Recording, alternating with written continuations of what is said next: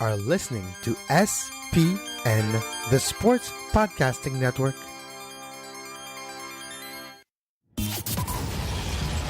Welcome to Scuderia F1, the podcast that's always up to speed with the latest Formula One news. Follow us on Twitter at Scuderia F1 Pod and subscribe to the show on iTunes and Stitcher. Now, here are your hosts, Mark Daly and Kevin Laramie. Hello and welcome to Scuderia F1, the podcast that is always up to speed with Formula One racing. My name is Mark Daly, I'm your host, and welcome to the show, the final preview show of 2016. If you can believe it, it's only a couple more days until the final Grand Prix weekend of the entire year, and it sure seems like it's gone really, really quickly. So it's going to be a little weird and a little sad when Formula One is gone after this weekend, but it'll come again fairly quickly, and before you know it, we'll be into the winter testing, and the first Grand Prix in Australia in 2017 really isn't all that far away, and before we know it, it will be March, and we will be back at it with the new regulations, the new cars for 2017, so It's an exciting time, and it couldn't be more exciting than having the Drivers' World Championship being decided this weekend, and once again it's going down between Nico Rosberg and Lewis Hamilton, the two Mercedes drivers. It really is just a battle between these two, as it has been all year. Out of the 20 races that have been run so far, Lewis and Nico have won 9 apiece. The only other two drivers that have been on the top step of the podium are the two Red Bull drivers, Max Verstappen, who won in Spain, and then Danny Ricciardo, who won in Malaysia not so long ago. And it's basically been the same story for the last 2-3 years. Ever since 2014, Mercedes has completely dominated. And also, just like 2014, the championship is going to be decided at Yas Marina in Abu Dhabi this weekend. And unlike 2014, Nico Rosberg does have a bit of an advantage over his teammate Lewis Hamilton. Nico is on 367 points so far, and Hamilton is 12 points adrift with 355. So there are a number of scenarios that can play out if Hamilton is going to pull this off and come from behind and win his 4th world championship. Don't say it can't happen. It could happen. Obviously, he's going to need some help. He can completely dominate the weekend from start to finish. But as long as Nico Rosberg finishes 3rd and Lewis wins, then the title still goes to Rosberg. But as I say, there are a number of scenarios that can play out in order for Rosberg to win. And not only if, well, all the pressure obviously is on well, I guess depending on your point of view, it could be on Nico or on Hamilton, but Hamilton really needs to get a big result. If Hamilton wins, then Rosberg still wins the championship if he finishes 3rd. If Lewis finishes 2nd, then Rosberg only has to finish in 6th. If Lewis comes in 3rd, then Nico has to finish 8th. And if Lewis finishes 4th, then Nico is champion. But it really is a tough thing to do. I think that regardless if you're Lewis Hamilton or Nico Rosberg, there is going to be a lot of pressure on you. At least from Lewis's point of view, he's the underdog. He doesn't really have anything to lose, so he can go out there and he can give it his all and he can fight. And if he catches a break or two, maybe he does win. Nico, on the other hand, and no pun intended, he already has one hand on the trophy. So this is very much his championship to lose.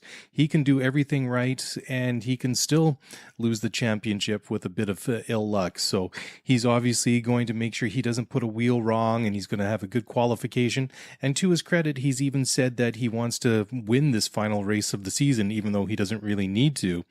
And definitely in the last 3 races, ever since Japan, which was Nico's last win, it's completely turned around, and it's been Lewis Hamilton who won in the USA, and then in Mexico, and then 2 weeks ago in the rain in Brazil. But I think that Rosberg was only pushing the car as hard as he needed to.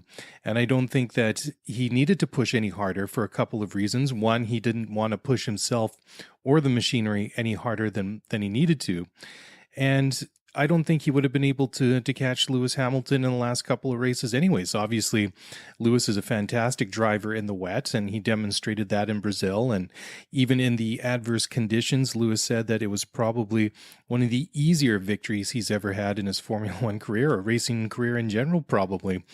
But even in Mexico and in the USA, I think that if Nico pushed more, I still don't think he would have come anywhere close to catching Lewis Hamilton. So again, if you're Nico Rosberg, you just want to get across the finish line. You want to get as many points as you want to. And certainly coming back from the summer break and winning those first 4 races, I believe it was a big thing for Nico Rosberg. And then when it came to the point that he'd basically sewn up the championship, or was put himself in a very strong position to win it, I should say, that's probably a little bit more accurate. He's just gone and raced just as hard as he needed to. And of course, I think that he would have wanted a stronger result in Brazil 2 weeks ago. But I think that as long as you managed to keep your car on the track and you came home with some points, and let's face it, he was lucky that that race didn't go 5 laps longer, or else he would have ended up in P3 because Max Verstappen was absolutely flying in the Red Bull. And who knows, maybe if that race went another 20 laps or 10 laps, maybe he would have won that one. And it would have been Lewis in second and Nico in third. But who knows? That's all speculation at this point. But again, and this is just a little bit of a side note. Again, the Constructors' Championship was sewn up several races ago. It was a Mercedes with 722 points, miles and miles ahead of the Red Bulls, who are in second with 446. So it wasn't really much of a contest in the Constructors. And then Ferrari is sort of there in third place in a distant 375 points, which is way back from Mercedes. So anyways, let's talk about the Grand Prix itself now. As I was just mentioning, that the last time that the championship was decided there was only just 2 years ago. And that, of course, was between Nico Rosberg and Lewis Hamilton. But unfortunately, all the hype and all the excitement going into that race really didn't come out to play in the end, because sadly Nico Rosberg had a mechanical problem with his energy recovery system, and he didn't challenge Lewis for the title or the race in the end. Lewis won, and he won the championship, whereas Nico was a rather sad figure who ended up ended up dropping all the way down to 14th position. So that was quite anticlimactic and quite disappointing. And I think that race fans and Mercedes fans and Lewis Hamilton fans and Rosberg fans are hoping that this won't be a repeat this weekend, because I really think that the fans and the sport in general would be cheated for one reason or another if they aren't able to decide this on the track. And sure, I suppose if you're cheering for one of those drivers and the other one suffers some unfortunate fate, has an accident or has a mechanical failure or has a bad pit stop that really drops him back, I think that would be a bit disappointing, because we really haven't seen the two of them going head to head very much this year. We did obviously see that in Spain, where they tangled, I think it was in the fourth corner, something like that, and both crashed off into the gravel. And then on the last lap at the Austrian Grand Prix, when Nico Rosberg kind of outbraked himself and maybe channeled a little bit of his inner Schumacher and pushed Lewis wide, and ended up losing his front wing, and then came home in P4 while Lewis went on to win the race. So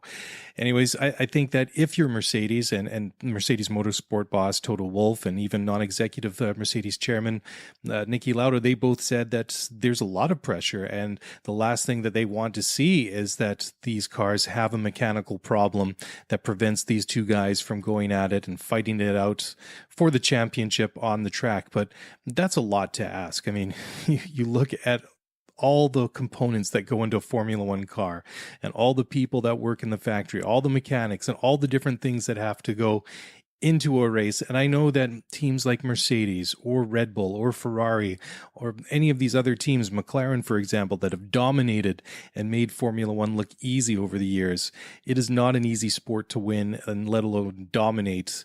So we've seen over the course of the year how And particularly Lewis Hamilton has had some reliability issues with the Mercedes. So it is not by any means an easy thing for them to achieve, to get these guys some reliable equipment going into this race.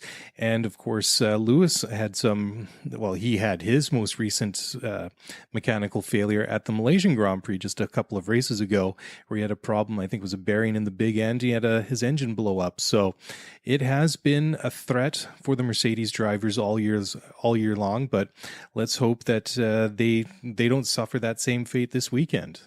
And of course, that almost leads into a different question. If Lewis Hamilton didn't have so many reliability issues over the course of the entire season, does that championship battle, is it even a battle? Does it come down to the final race, or would have Lewis Hamilton won the championship had he had more reliable equipment, a more reliable car throughout the year? I think that obviously Lewis being a 3-time world champion, I think that speaks a lot for it. And I think, and this is no disrespect intended to Nico Rosberg, but you definitely have a case at Mercedes where you have one great driver and one very, very good driver. And I think that obviously that Rosberg is the very good driver, but Lewis on his day is in just a class of his own.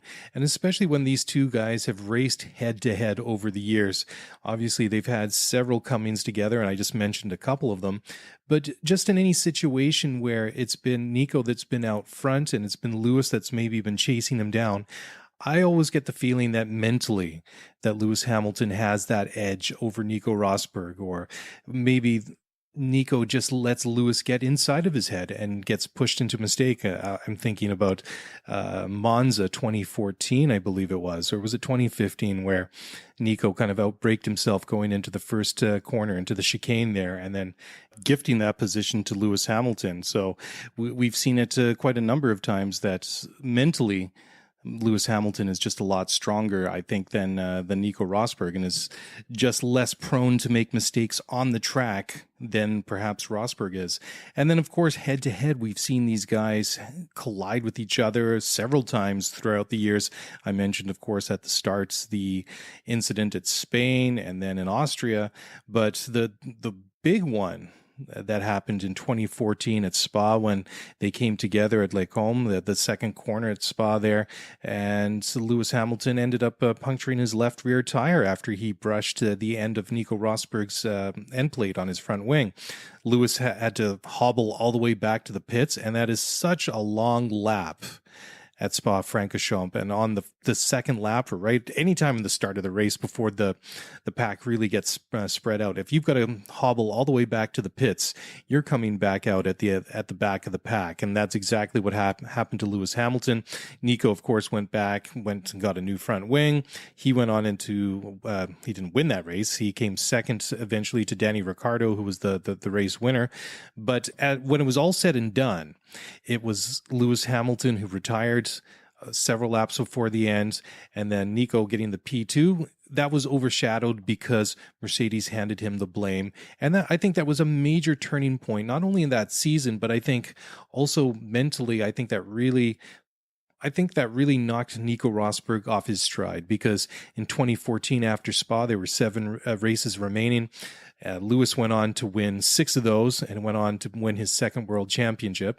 And then last year in 2015, although Lewis ultimately won his third world championship, and then back-to-back, of course, Nico didn't really start the year all that strong. Lewis won a couple of the first several races, and then Rosberg didn't get into winning form again until Spain, which was his first race victory, and then he went on to win 3 out of the next 4 races. Lewis won one in between there in Canada, but the title last year was wrapped up a lot sooner than it was in 2014, or it's going to be this year as well. But last year, we saw a complete reversal at the end of the year compared to the beginning of the year. Once Lewis had wrapped up the championship, Nico Rosberg went on a bit of a run. He won 3 of the last he won the 3 last races of the seasons, and then he carried that momentum into 2016 when he won the first 4 races of this year, and he took advantage some of the problems and the challenges that Lewis Hamilton had early in the year, and he built up this very, very impressive 43-point gap in the championship. And sitting here in the studio, and I remember talking about it with Kevin, I guess it probably would have been about 4 or 5 races into the season, and we were talking about it, how insurmountable that lead that Nico Rosberg had was. And we saw then, of course, that there was going to be some adversity for Nico Rosberg. It had to happen at some point. And we did see Lewis Hamilton put a bit of a run together. And by the time they got to the summer break, when they went to Hockenheim in Germany in the middle of July, end of July, whenever it was, it had completely turned around. Lewis had managed to get some momentum, get some results, get some wins under his belt, and it was he that was leading the championship at that point. And things really looked like they were starting to go sour, really start going pear-shaped for Nico Rosberg. And fortunately, if you're a fan of Nico Rosberg, came back from the summer break, went to Spa, and then he won the next 4 races, which was amazing. And then he built up that lead in the championship again. And then you have the last 3 races where he's kind of sat back a little bit. But as I was saying a little bit earlier, I don't think that he could have caught Lewis Hamilton anyways. I think he's just really been trying to maybe maximize the points that he can get without risking himself for the car too much.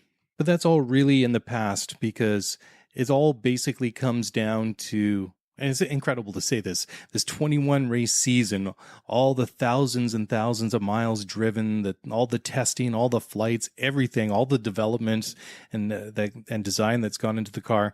The whole world championship for the drivers comes down to one race. So everything that happened last week or 6 months ago is a little bit irrelevant, and it basically comes down to a shootout between Nico Rosberg and Lewis Hamilton, who are essentially going to be driving the identical car. They've both opted for the same kinds of tires, 4 sets of softs, 2 sets of super softs, and 7 sets of ultra soft tires. But both of them are obviously, they're going to want to qualify well and not have to deal with too much traffic at the start. Obviously, Nico's going to want to protect the car more than Lewis. Now, I don't really remember in the past how dusty, or if at all dust is an issue at Yas Marina, but obviously being in a dry desert country like Abu Dhabi, that could be an issue. So obviously qualifying well and making sure that you're on the side of the track that has more grip is crucial, because we've seen this year how many problems both Hamilton and Rosberg have had with poor starts. And Lewis, he had that horrible start just a couple of weeks ago at Suzuka in Japan on the damp track, where going into the first corner, he went all the way down to 8th position after qualifying so well. So it's a problem that has been there for both drivers throughout the entire year. Now, Rosberg, of course, he's going to have to have eyes on the back of his head, side of his head, front of his head, everywhere, because he's going to have to be watching for everyone. And I thought it was very interesting, especially in the United States at the U.S. Grand Prix at Austin, Texas, and then in Mexico a week later, how Rosberg, who had qualified behind Lewis Hamilton, they go into the first corner, and Nico's almost being a little bit too conservative and leaves a little bit more room than he probably should. He leaves the door wide open, essentially, in both of those races. And at Austin, it was Danny Ricciardo that pushed his way through to take second position. And then in Mexico a week later, you can make that argument. We've had that discussion that perhaps Max Verstappen left his braking too long and maybe made a little bit of an ambitious maneuver to try and take second position from Nico Rosberg going into that first corner. But I really feel like Nico invited it. And especially if you leave the door open for a guy like Max Verstappen, he's going to have a look. And that long straight that they have at the Mexican Grand Prix really gives you the opportunity to draft and really get your speed up. So Max is going to have a go. So what happened in that instance, of course, was that Max bumped into Nico Rosberg and pushed him off onto the grass. And Rosberg obviously was very fortunate that his car wasn't damaged. But as much as he'd complained about it afterwards, and Toto Wolff and Niki Lauda were very critical about Verstappen, I don't think that Nico can really stand there and try and take the moral high ground because, yes, he was in front. Yes, he was maybe the quicker of the two cars. But like I say, I mean, you leave the door open for a guy like Max Verstappen, and Max is going to take a look and have a go every single time. We know that by now.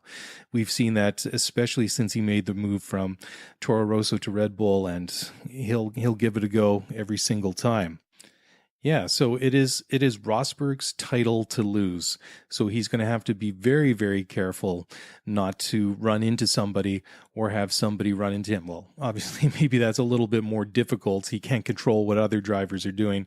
But of course, he can maybe be a little bit smarter in what he's doing and how he's driving and where he's positioning his car on the track. And again, if it comes down to a situation where maybe he's in front of Lewis Hamilton and Lewis takes a move, I think obviously if you're Rosberg, you're going to defer to that one. You're not going to slam the door or make some sort of move that may jeopardize the situation and have Lewis crash into you. And that would be the worst scenario.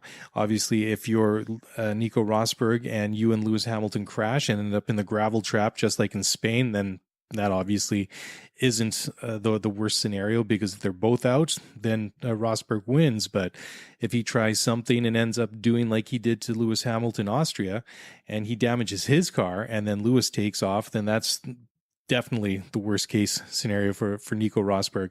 Lewis has said that he expects a fair fight from Nico Rosberg, and I think that Nico is obviously smart enough to realize the situation, and I don't believe he's going to risk himself or the car if he has another option. I just can't see it happening. I think he's going to do whatever it takes to win the race, or win the championship, I should say. Winning the race would be a bonus, but I think that he's going to do whatever he needs to do to maybe maintain that points gap with Lewis Hamilton and react accordingly, because I think Lewis will probably try and race off and get into qualify well, try to get pole position, obviously, and then try and lead the race. And I was thinking too that perhaps, and maybe great minds think alike, but I was reading an article a little bit earlier where Christian Horner from Red Bull was saying that maybe that Lewis will maybe try to back up the traffic behind him and maybe get a situation where the cars behind him are forced to maybe race a little bit more, which would be an interesting scenario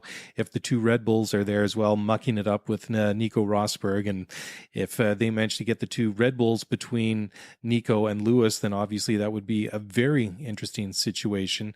And it's not something that we haven't seen before. And I was thinking back to China in 2015. And if you go and watch that race again, at one point, Nico Rosberg gets on the radio and is complaining to the pits about how slow Lewis is driving and that he's basically backing him into Sebastian Vettel. Lewis, of course, afterwards claimed that he's not there to help Nico or manage Nico's race, that he's there to protect his own car and maintain the equipment and get a result and win a race. So that's fair enough, but it's kind of interesting because Rosberg really felt like he was being pushed into Vettel, very much like Vettel felt like Verstappen was backing him into Ricardo at the Mexican Grand Prix a month or so ago. So it's a tactic that we have seen, or a situation we have seen over the years, and we'll wait and see whether or not it's going to happen. Rosberg has said that he wants to finish the year with a victory, and of course he's going to say that, but in reality, he only really needs to do whatever or react to whatever Lewis Hamilton is doing. So if he wins the race, that's great, but it seems like almost, I don't want to say reckless, but seems like more than what he really needs to accomplish. Just get the car home in one piece and just maintain that point differential over your teammates, and you'll be world champion at the end of the day. It sounds very, very simple, but that's basically what it comes down to in a nutshell for Nico Rosberg. And as for who's actually going to win the race on Sunday, well, it's a little bit hard to argue against one of the Silver Arrows winning that one. They've completely dominated this year once again. Lewis and Nico have won 9 races apiece so far. And the only other two drivers to get onto the top step of the podium were Max Verstappen and Danny Ricciardo, who won the Spanish and the Malaysian Grand Prix. So it has been pretty slim pickings for anybody else other than Mercedes drivers. And if both of them are on the track and the cars are functioning properly, how can you really bet against them? They're both going to be fired up. They're both going out there and they're gunning for the world championship. And I really can't see anything other than a Mercedes victory. Red Bull has obviously won this race 3 times with Sebastian Vettel. Kimi Räikkönen has won this one when he was driving for Lotus back in 2012. Lewis has won it twice himself, once for Mercedes, once for McLaren. So he knows how to get the job done there. And of course, Nico Rosberg won there last year, so he knows what it takes to win at Yas Marina as well. So we will wait and see whatever happens at the beginning of next week. I'll be sitting here with Kevin. We'll be talking about the race. We'll be talking about maybe a new world champion or maybe a quadruple world champion if Lewis manages to pull it off. So we will wait and see what happens. Anyways, I thank you all for listening tonight. I had actually tried to set up a couple of different guests to come on to talk about this race and preview it together. I just couldn't make schedules align with myself and a couple of different potential guests, which was a little bit disappointing, but I thank you all for hanging in and bearing with me over the last 25 minutes or so. But anyways, we do have a race preview up on ScuderiaF1pod.com, so head on over and check that out. We're going to be working on that to expand the site and get more written content up there for next year, so that's quite exciting. So please check it out, share it with your friends on Facebook, Twitter, whatever it might be.